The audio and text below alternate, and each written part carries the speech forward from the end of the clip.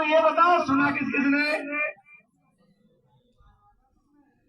होशियार रहना, जरूरी नहीं है तेंदुआ किसी रूप में आ सकता है।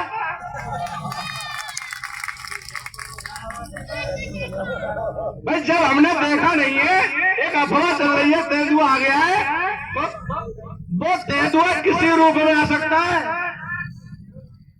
और वो तेंदुआ हमारे यहाँ झाड़ी नहीं बची, पहले बीहड़ हुआ करते थे, सालों साल लोग उनमें नहीं जाया करते थे, तो विश्वास भी कर लेते थे कि इसमें तेंदुआ या शेर भेड़िया भगुर्रा रहते होंगे। आज बता दो कौन से गांव की इतनी बड़ी सीर खाली पड़ी है कि जिसमें सालों साल आदमी घूमने नहीं जा रहा है? नहीं जा रहा है। वो तेंदुआ आए नहीं है, भेजे गए हैं। आप आगे आगे जाओ, दहशत बनाओ, पीछे पीछे हम आ रहे हैं। उन्हें ये नहीं पता कि ये किसान है, किसान।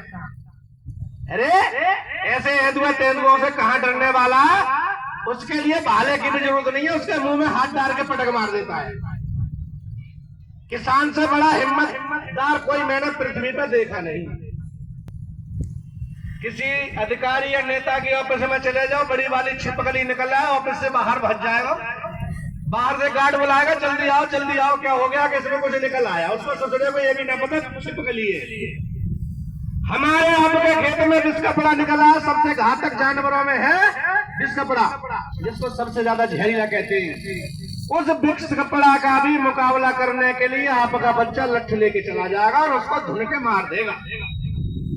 उन्हें ये नहीं पता कि ये किसान बिरादरी कितनी हिम्मतदार है। ना इसे ठंड का डर, ना गर्मी से खुशी, ना सांप का डर, ना विष कपड़ा की भय, न तेंदुआ देखा और न सारे का डर। खेत में जाता है, लाइट की पता चल जाए 2:30 बजे आ गई, 2:30 बजे जाके टॉर्च लेके पानी चालू कर देगा। उसे नहीं पता उसके गांव में कितने छुपे हुए तेंदुए बैठे। हमें जब आपको ये नहीं पता कि मेरे गांव के खेत में कितने तेंदुआ छिपे पड़े हैं, वो ही एक उदाहरण है कि हमें और आपको ये नहीं पता कि हमारे भविष्य में कितने तेंदुआ छिपे पड़े जो हमारा भविष्य बिगाड़ने पर लगे पड़े। खेत का तेंदुआ तो हम टॉर्च बाजार के देख लेते हैं, जो हमारे और आपके बच्चों के भविष्य में छिपे पड़े तेंदुआ हैं, उनको हम पहचान नहीं पा रहे। हमें और आपको गौर करनी होगी कि कौन सा तेंदुआ घातक है जो हमारे बच्चों का विनाश करने की कोशिश कर रहा है। उस तेंदुआ का वध करना ही होगा।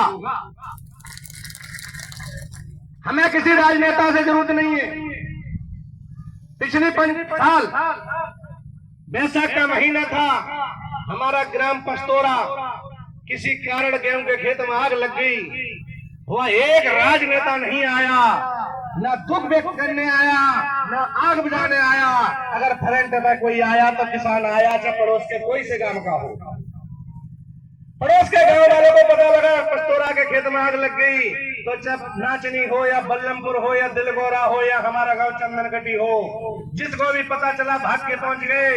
बुझी ना बुझी कोशिश कर रहे, कोई मिट्टी डाल रहा, कोई उसमें उठा के उसकी डंडी मार रहा, मगर किसान के दर्द को किसान समझ सकता है, ऑफिस में बैठने वाला कोई नहीं समझेगा। आपको हमको समझना होगा, सरकारें तो बेपेंदी का लोटा है।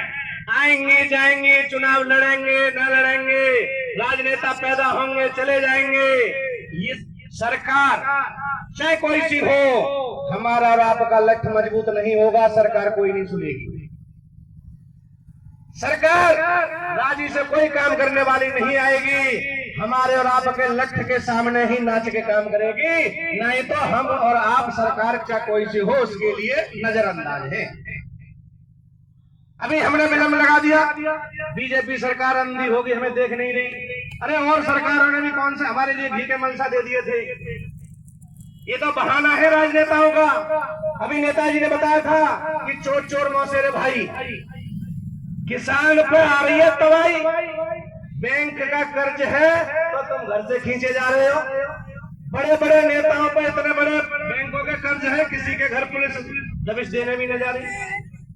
जब देश आजाद हुआ था तो गलती से आजादी की जगह लिख दी आधी, जादी नहीं लिख पाए, आधी लिख गई। उस आधी आजादी में बनिया व्यापारी उद्योगपतियों का ही भला हुआ, किसान नौजवान और ये मजदूर तो सब भटकते रहे। हम ये जरूर कहते हैं कि आजाद देश में रहते हैं, मगर हम आजाद नहीं। आपका बेटा पढ़ लिख के पूरी मेहनत करके और जब नौकरी लायक होता है तो कहीं ना कहीं उसको इस तरह से निकाल दिया जाता है कि ये बहुत बड़ा क्रिमिनल आ गया। जब ये अग्निवीर वाली भर्ती चली थी, आपको पता होगा, आपके अड़ोस पड़ोस के बच्चे गए होंगे, उन्होंने आके बताया होगा, उन पर उस कदर से लाठा फेरा गया था, यहाँ ये बलात्कारी आ गए। क्या है वो? उनका बेटा एसी में बैठे बैठे बिगड़े एग्जाम दिया।